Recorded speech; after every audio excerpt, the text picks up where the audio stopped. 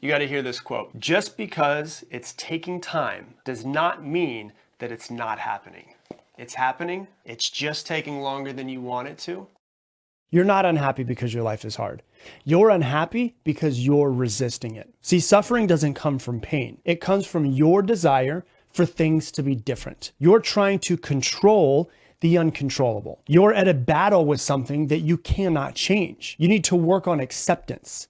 See, acceptance isn't a weakness. It's a gateway to mental freedom. And your peace begins the moment that you stop fighting what is. Don't focus on the past. It's gone. You'll never get it back. Don't worry about the future. It's not here yet. You have to learn to live in this present moment and figure out a way to make it beautiful. And remember that the purpose of your life is nothing else other than to learn to enjoy the passage of time.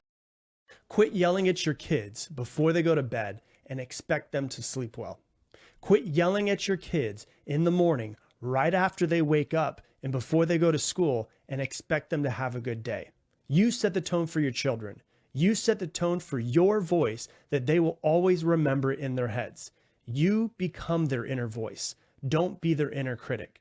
Speak life, speak love, speak bravery, speak kindness and hope into your children. Speak wisdom and truth.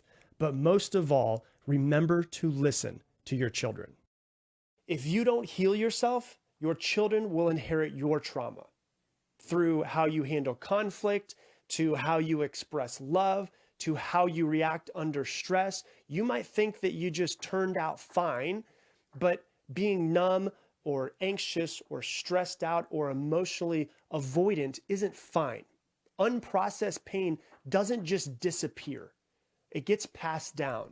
And your kids don't become what you tell them to be. They become what you show them and what they see you do. If you grew up around yelling or silence or anxiety or perfectionism, and you haven't healed it yet, guess what? It shows up in the way that you parent. So if you have children, your number one priority should be to heal your trauma so that you don't pass it on to your children. Because if you don't heal what hurt you, you'll bleed on people who didn't cut you. Negative people ruin your life. There was a study that was done in 2006 called the Bad Apple Effect, where they took a group of 5 people and randomly added a negative person to some of the groups to see how it would affect the groups while working on tasks. Groups with one negative person did 40% worse on all of their tasks, and the quality of their work decreased by 25%. They also found that the groups with a negative person had 50% more conflicts, which led to more disagreements and less collaboration. The crazy part though, like the real crazy part, is these sessions were only about 30 to 60 minutes. Some of you have had a negative person in your life your entire life. Imagine what they are doing to you mentally. You have to be okay with letting them go, because your mental health is so important that you need to prioritize that over everything else in your life. Don't speak negatively to yourself though, even if it's just a joke. Your body and your subconscious do not know the difference between what's real or what you're actually just thinking. Words are energy, and this entire universe that you and I are sitting in right now is built on energy. And so if you want to change your reality, you have to change the way that you speak to yourself. If you change the way that you speak to yourself, you can change your life.